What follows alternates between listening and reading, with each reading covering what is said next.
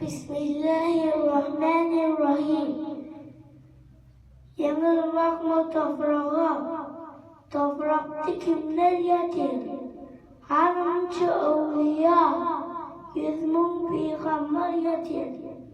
Cennette buğday yiyen, gaflet giyen, en dünyaya meyleden Adam peygamber yatır. Yengil bakma toprağa, toprakta kimler yatır?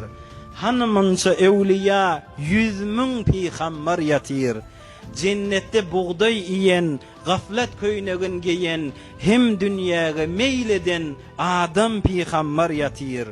Arka bile kum çeken, göz yaş bile yoğuran, kavege sütun vuran Halil peygamber yatır. Vücudunu kurt iyen, kurt iydikçe şükreden, belalarga sabreden Eyyub peygamber yatır. Esasın ajdar eden, derya vurup yol eden, Firavun'u helak eden Musa peygamber yatır.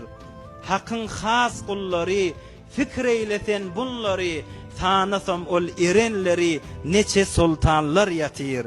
Senle bir gün ölürsün, kare yere girersin, kare yer eteğine köp günahkar kul yatır.